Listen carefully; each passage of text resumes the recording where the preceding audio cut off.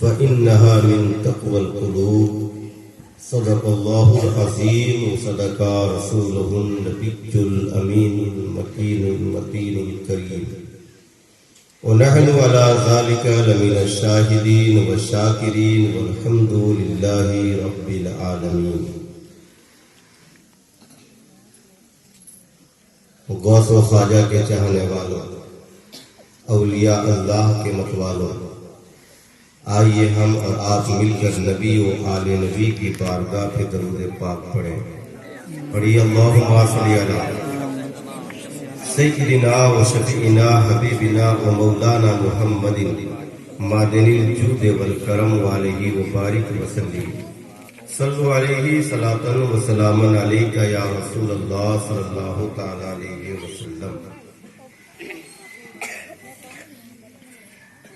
سر شام سے لے کر اب تک اس جگہ پہ اللہ کا ذکر اور رسول اللہ کا ذکر اور اللہ کے ایک مقدس بندے حضرت غوث سمدانی قطب لاسانی جناب شیخ عبد القادر جیلانی کی یادیں ہو رہی تھیں اور یہ جگہ حقہ نور بنی ہوئی تھی. سرکار غوث اعظم کی بارگاہ پہ سرکار اعلیٰ حضرت عظیم المرتبت ارشاد فرماتے ہیں، واہ کیا مرتبہ اے غوث ہے بالا تیرا، واہ کیا مرتبہ اے غوث ہے بالا تیرا، اونچے اونچوں کے سروں سے ہے قدم اعلیٰ تیرا. واہ کیا مرتبہ اے غوث ہے بالا تیرا، اونچے اونچوں کے سروں سے ہے قدم اعلیٰ تیرا، اور سر بھلا کوئی جانے کے ہے کیسا تیرا، سر بھلا کوئی جانے کے ہے کیسا تیرا، اولیاء ملتے ہیں آنکھیں وہ ہے تلوا تیرا، اولیاء ملتے ہیں آنکھیں وہ ہے تلوا تیرا، اور کیا دبے جس پہ ہو حمایت کا پنجہ تیرا، کیا دبے جس پہ ہو حمایت کا پنجہ تیرا، شیر کو خطرے میں لاتا نہیں ہے کتا تیرا،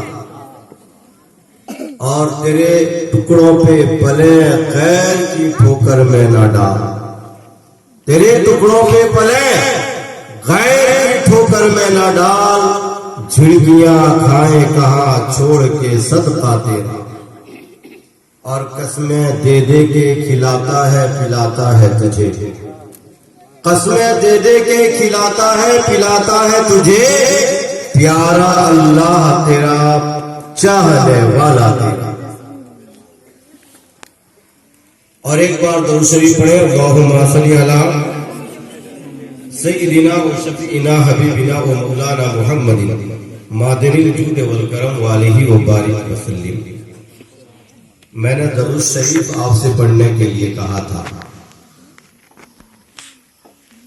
چونکہ ہمارے مسلمانوں میں درود شریف تک بھی ڈھنگ سے یاد نہیں ہے لوگوں کو.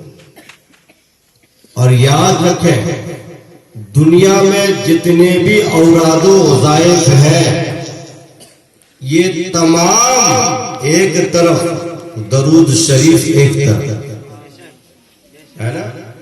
اگر آپ درود شریف کے وظائف پر عمل کر لیا تو آپ کا بیڑا پار ہے.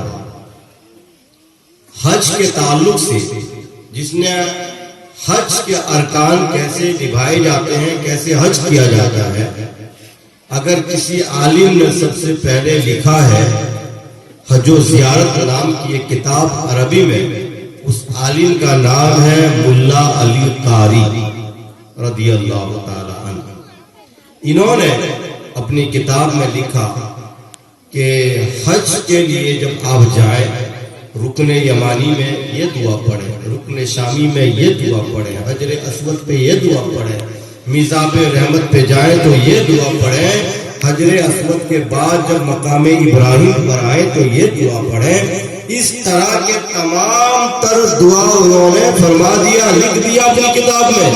اخیر میں انہوں نے لکھا اگر یہ تمام دعائیں کسی کو یاد نہ ہو، صرف درود یاد ہو اگر درود ہر مقام پہ پڑے تو اس کا حج قبول ہو۔ یہ درود کے فائدے ہیں، اس کے فضائل ہیں۔ اللہ تبارک و تعالیٰ آپ لوگوں کو درود شریف پڑھنے کی توفیق عطا فرمائے، کیونکہ درود شریف سے افضل وظیفہ کوئی نہیں ہے۔ اس پر کبھی انشاءاللہ گفتگو ہوگی۔ درود کے میٹر پہ جس آیت کو میں نے تلاوت کیا اس پر روشنی ڈالنے سے قبل ہمارے اسٹیج میں جو علماء تشریف فرما ہیں، بالخصوص حضرت علامہ مولانا نیاز الدین امجدی، ان کی خطاب آپ نے سماعت بھی فرما لیا، اور آپ کے یہاں کے خطیب و امام جناب سید صاحب، سید مجاہد صاحب، ان سے بھی ابھی آپ برکت کی دعا مانگنی ہے ان کو، اور پورے اڑیسہ کا وہ چہکتا ہوا شاعر جس کو شاعر فطرت، شاعر ہر دل پذیر جناب پیر محمد شہزاد کہتے ہیں، اس سے بھی آپ نے سماعت فرمایا۔ اب اس کے بعد میں آپ کو تھوڑی سی روشنی ڈالوں گا ایک دو بات پر۔ مولانا نیاز الدین صاحب سے آپ نے لگاتار کئی جلسے سماعت فرمائے ہیں، اس میں مناقب غوث اعظم، کرامت غوث اعظم، نہ جانے بہت سارے واقعات آپ کے سامنے وہ رکھے ہوں گے۔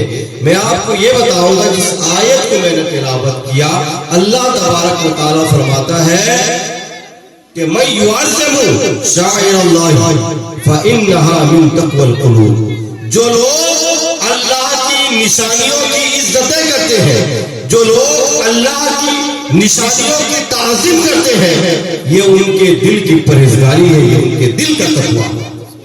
اب میں آپ کو یہ بتاؤں گا دل کا تقویٰ کہاں ہے، دل کی پرہیزگاری کہاں ہے، اور اللہ کی نشانی کیا چیز ہوا کرتی ہے۔ اس پر ایک بات میں آپ کو یہ بتاتا ہوں، پیارے سنو۔ اللہ کی نشانی کیا چیز ہے؟ اللہ کی نشانی بہت ساری چیزیں، بولو بہت ساری چیزیں۔